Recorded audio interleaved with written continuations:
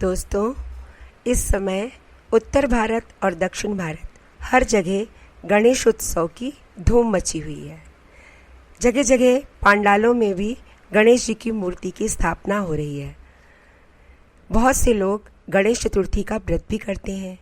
तो आइए आज सुनते हैं हम गणेश चतुर्थी के इसी व्रत के महात्म्य की कथा।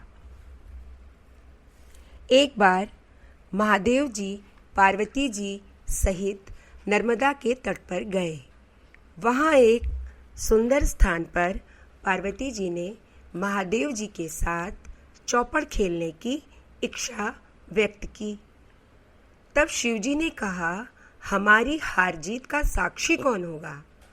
पार्वती ने तत्काल वहाँ की घास के तिनके बटोरकर एक पुतला बनाया और उसमें प्राण प्रतिष्ठा करके उसमें कहा,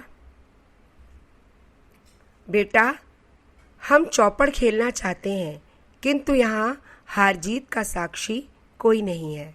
अतः खेल के अंत में तुम हमारी हार जीत के साक्षी होकर बताना कि हम में से कौन जीता और कौन हारा।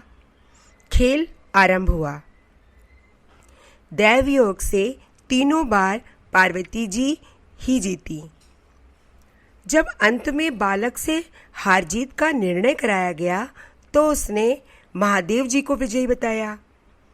परिणामतः पार्वती जी ने क्रुद्ध होकर उसे एक पांव से लंगड़ा होने और वहां के कीचड़ में पड़ा रहकर दुख भोगने का श्राप दे दिया।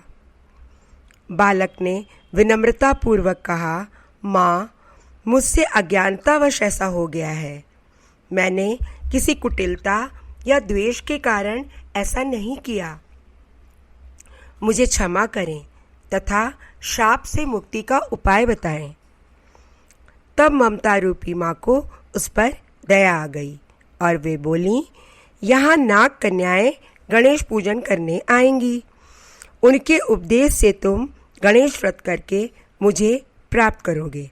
इतना कहकर वे कैलाश पर्वत चली गईं। 1 वर्ष के बाद उस स्थान पर नाग कन्या आईं। तब उस बालक ने नाग कन्याओं से गणपति बप्पा के व्रत का विधि विधान पूछा। उनके बताए अनुसार उस बालक ने 21 चतुर्थी तक बप्पा का व्रत किया। बालक की भक्ति को देखकर गणपति बप्पा बहुत प्रसन्न हुए और उन्होंने उस बालक को मनोवांछित वर मांगने को कहा। तब उस बालक ने सिद्धि विनायक से कहा, हे प्रभु, मुझे इतनी शक्ति दीजिए कि मैं अपने पैरों से चलकर अपने माता पिता के पास कैलाश पर्वत पर जा सकूं। तब बप्पा ने तथास्तु कहा। भगवान श्री गणेश के तथास्तु कहने के बाद वो बालक अपने माता पिता के पास कैलाश पर्वत पहुंच गया। वहां उसने भगवान शिव को अपने ठीक होने की पूरी बात बताई। बालक की बात सुनकर भगवान शिव ने भी माता पार्वती को प्रसन्न करने के लिए 21 चतुर्थी का व्रत रखा।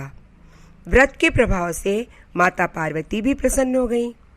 इसके बाद भगवान शिव ने माता पार्वती को इस व्रत की महिमा बताई।